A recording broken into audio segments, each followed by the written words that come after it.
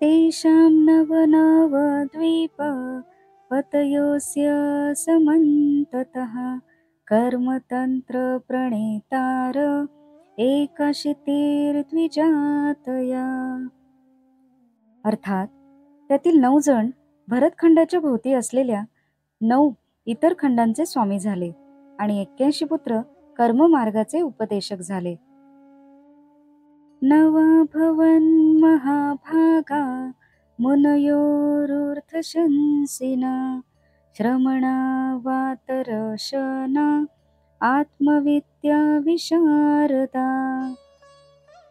कविर्हरिरन्तरिक्ष प्रबुद्ध पिप्पलायन आविर्होत्रोऽथ दुर्मिल श्चमसः करभाजना.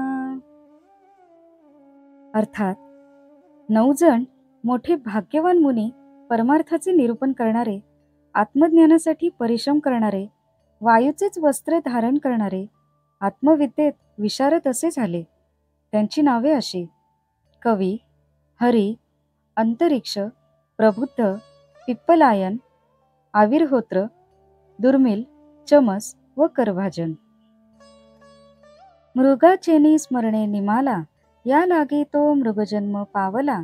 जो कृष्ण स्मरणे निमाला तो कृष्णूची झाला देहांती.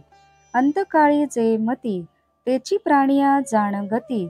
या लागी श्रीकृष्ण चित्ती अहोराती स्मरावा. परी मृगदेही जाण भरतासी श्रीकृष्ण स्मरण. पूर्वी केले जे अनुष्ठान ते अंतर जाण कद्या नेदी. मागुदा तिसरे जन्म पाहे तो जड भरत नामलाहे. तेथे तो निर्ममत्वे राहे तेणे होय नित्यमुक्त. बहुता जन्मीची उणीवी येणे जन्मे काढिली बरवी. निजात्मा आकळोनी जीवी परब्रह्म पदवी पावला. ऋषभपुत्र उत्पत्ती शतबंधू जाण निश्चिती. त्यातही ज्येष्ठाची स्थिती उरल्यांची गती ते ऐका. नवनव खंडांप्रती ते केले खंडाधिपती. 81 जणांची स्थिती कर्ममार्गी होती प्रवर्तक. उरले जे 9 जण सकळ भाग्याचे भूषण. ब्रह्मज्ञानाचे अधिष्ठान ऐकलक्षण तयांचे.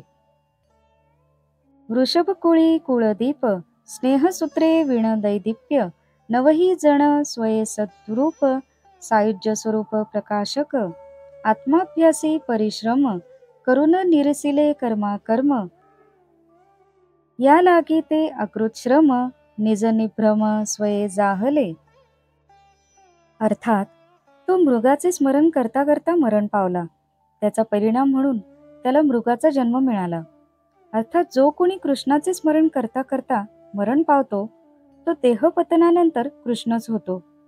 जी मती अंधकाळी होते तशीच गती प्राण्यांना प्राप्त होते. म्हणून अहोरात्र श्रीकृष्णाचे चिंतन करावे. भरताला जरी मृगाचा देह प्राप्त झाला तरी त्याला कृष्णस्मरण अखंडपणे राहिले होते. त्याने जे अनुष्ठान केले होते ते काही त्याला सोडून गेले नव्हते. नंतर त्याला तिसरा जन्म मनुष्याचा मिळाला. त्याला आता कसलीही ममता नव्हती. त्याला लोक जड भरत म्हणत असत. तो निर्ममतेने नित्यमुक्तच होता. या जन्मात त्याने अनेक पूर्वजन्मातील आपले दोष काढून टाकले व निजात्मबोधाने तो परब्रह्मपदीच राहिला. वृषभाला एकंदर 100 पुत्र झाले. त्यात सर्वात ज्येष्ठ बंधू जो भरत त्याची ही कथा होय. आता उरलेल्या बंधूंची कथा ऐका. वृषभाचे 9 पुत्र 9 खंडाचे अधिपती झाले व 81 पुत्र कर्मकांडाचे ज्ञाते व प्रवर्तक झाले.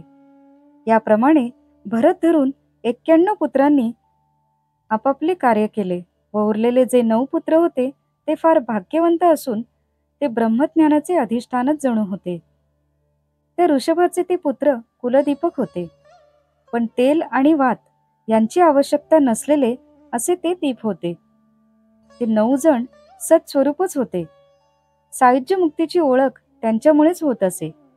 आत्मानुसंधान करण्यातच त्यांचे सर्व परिश्रम कारणी लागत असत. त्यांनी कर्म व अकर्म या दोहोंचा निराश केला होता. त्यामुळे ते अकृत श्रम अर्थात क्लेशरहित झाले होते. एते वै भगवत रूपम विश्वं सत्सदात्मकम् आत्मनो व्यतिरेकेण पश्यन्तो व्यचरन् महिम्. अर्थात परमहंस पदावर आरूढ असलेले असे 9 ऋषभपुत्र सत व असत अशा दोन्ही रूपातील भगवंताने पूर्णपणे भरलेले जग आपल्याहून वेगळे नाही अशा दृष्टीने व वृत्तीने राहणारे असून ते पृथ्वीवर मुक्तपणे संचार करीत होते. शब्दबोधे सदोदित ब्रह्मज्ञान पारंगत शिष्य प्रबोधी समर्थ परमाद्भुत अतिदक्ष ते ब्रह्मविद्येचे चालते डिंब त्यांचे अवयव ते ब्रह्मकोंब ते विद्येचे पूर्णबिंब स्वयंभ परमब्रह्म दशदिशा एकूण दोरा भरुनी पांघरुणे मुनीश्वरा वारा वळून कडदोरा बांधिला पुरा ग्रंथीरूप आकाशाच्या ठाई अंबरत्व केले तीही ते चिदंबर पाही एकची नवाही पांघरुण प्राणापान वळून दोन्ही गाठी केली नाभीच्या ठाई तव जीवग्रंथी सुटली पाही तेची नवाही ब्रह्मसूत्र ऐसे परब्रह्म वैभवे निडारले निजानुभवे त्यांची सांगेन मी नावे यथा गौरवे ते ऐक ज्यांचे नाम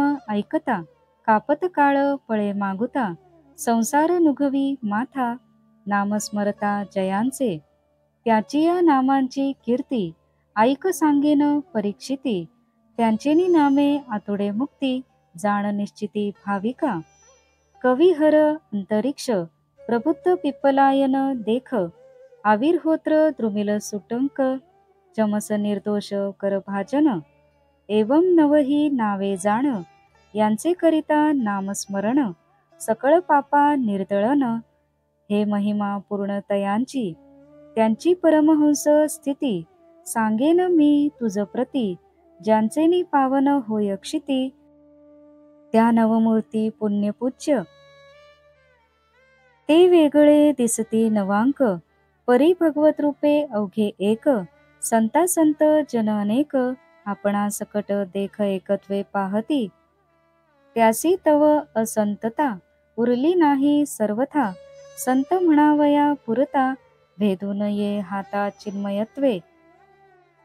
अर्थात ते ब्रह्म जाणणारे असून शब्दांनीही दुसऱ्याला ब्रह्मबोध देऊ शकत असत. शिष्यास पूर्ण बोध करण्याचे सामर्थ्य त्यांना असे. ते अद्भुत सामर्थ्याचे व पूर्ण दक्ष मुनी होते. ते म्हणजे ब्रह्मविद्येच्या चालत्या बोलत्या मूर्तीच होत्या. त्यांचे अवयव म्हणजे जणू ब्रह्माला आलेले अंकुर. ते विद्येचे पूर्ण बिंब होते. अर्थात पूर्ण चंद्राप्रमाणे ब्रह्मविद्या त्यांच्या ठाई पूर्णपणे प्रकाशमान होती.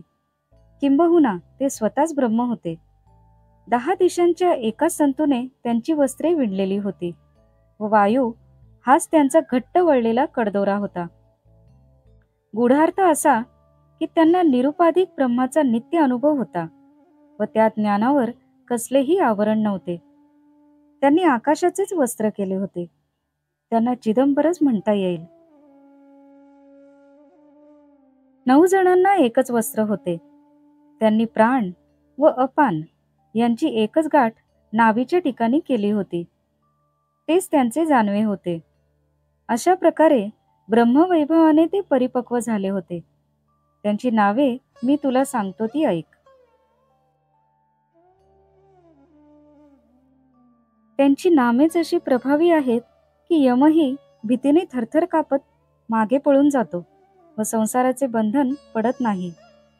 हे परीक्षिती, नारद वसुदेवाला सांगत आहेत. हा सगळा प्रसंग मुळात शुक परीक्षितीला सांगत आहेत, म्हणून एकनाथांनी इथे परीक्षिताचे नाव घेतले आहे. हे परीक्षिती, त्यांची नावे मी तुला सांगतो. त्यांच्या नामस्मरणाने भाविकांना मुक्ती मिळते.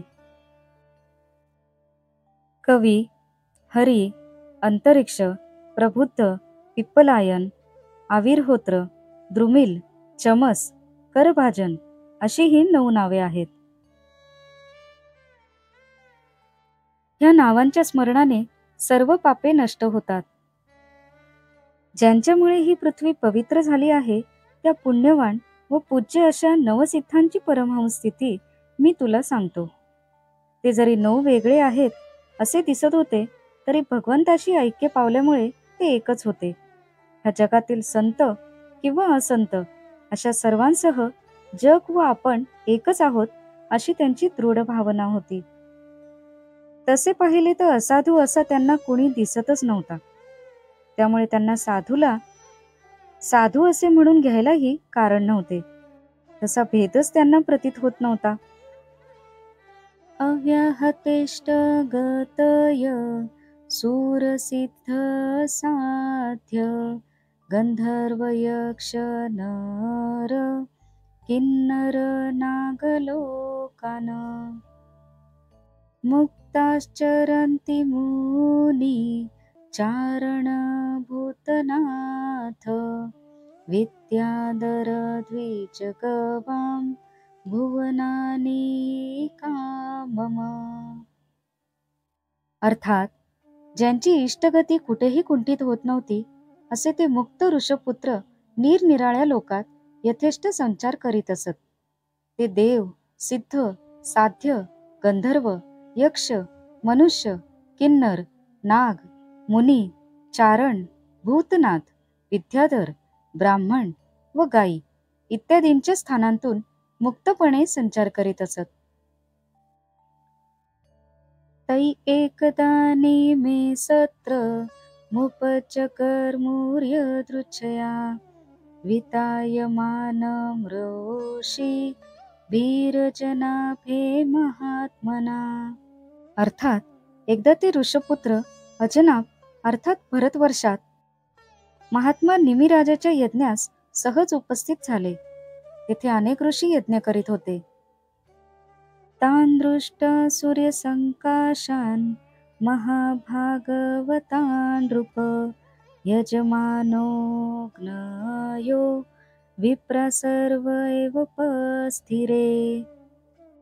अर्थात हे राजा, सूर्यासारख्या त्या तेजस्वी महाभागवतांना पाहून तो यजमान राजा अग्नी व ऋत्विज ब्राह्मण यांसह त्यांच्या स्वागताला उभा राहिला. जग परिपूर्ण भगवंते आपण वेगळा नुरे तेथे नवही भगवत रूप समजते भूताकृती ते प्रकट देखे हेही देखते देखणे तेही स्वये आपण होणे होणे न होणे येणे जाणे ही गिळुनी लक्षणे विचरती मही. वैकुंठ कैलास सुरसिद्ध स्थाने सप्त पाताळादी गमने एवं श्लोकोक्त 14 भुवने स्वइच्छा विचरणे कामना रहित त्यासी जीवी नाही विषयासक्ती या लागी खुंटेना त्यांची गती. इच्छा मात्रे गमन शक्ती सुखे विचरती निष्काम. जेथे मनाचा प्रवेशू नाही त्यांची पायवाट ते ठाई ऐसे स्वइच्छा विचरता मही आले ते पाही कर्मभूमीसी. मही विचरता वितंड पातले अजनाभ खंड तव विदेहाचा याग प्रचंड मीनले उदंड ऋषीश्वर. याग वेदोक्त विधेनिका कुंड मंडप वेदिका आवो साधुनी नेटका विधान पीठिका अतिशुद्ध. स्रक श्रुवा त्रिसंधाने विस्तारुनी परिस्तरणे अखंड वसुधारा दंडाप्रमाणे ऋषीमंडने होम करीती. होम होता संपूर्ण पूर्णाहुती समयी जाण येता देखिले नवही जण दैदिप्यमान निजतेजे. अर्थात सारे जग भगवन्मय असेच त्यांना भासत होते व ते स्वतःही भगवंताहून वेगळे नव्हते. फक्त त्यांची शरीरे वेगळी दिसत होती एवढेच. पाहणारा पाहिले जाणारे जग व पाहण्याची क्रिया ही सर्व त्रिपुटी त्यांनी विलयास नेली होती व ते निर्विकल्प स्वरूपात पृथ्वीवर संचार करीत होते. वैकुंठ कैलास देव सिद्ध इत्यादिकांची स्थाने 7 पाताले 14 भुवने अशा प्रकारे सर्वत्र ते 9 मुनी विहार करीत असत. ते कामनारहित होते. त्यांच्या ठिकाणी कोणत्याही विषयांची ओढ किंवा आसक्ती नव्हती, त्यामुळे ते कुठेही गुंतून पडत नसत. त्यामुळे त्यांची गती कुठेही अडत नसे. ते अनायासे सुखाने संचार करीत असत. जेथे मनाचाही प्रवेश होत नाही, तेथे ते सहज जात असत. असे ते हिंडत असताना ह्या मृत्यूलोकात आले. ह्या विस्तीर्ण पृथ्वीवर संचार करताना ते अजनाब नामक खंडात निमी राजाचा यज्ञ चालू असता तेथे आले. तेथे अनेक ऋषी जमले होते. तो यज्ञ उत्तम प्रकारे विधीनुसार चालला होता. तेथे शास्त्राप्रमाणे सर्व व्यवस्था होती. मंडप, वेदी, दिशासाधन, पीठिका, यज्ञकुंड इत्यादी सर्व यथास्थित होते. श्रुक आणि श्रुवा, यज्ञपात्रे, रज्जू, परिस्तरण, वसुधारा इत्यादी सर्व व्यवस्था करून ऋषी होम करीत होते. हवन पूर्ण झाल्यावर पूर्णाहुतीची वेळ आली आणि नेमके त्याच वेळी ते 9 मुनी स्वतःच्या तेजाने तळपत असलेले असे येताना राजाला व ऋषींना दिसले.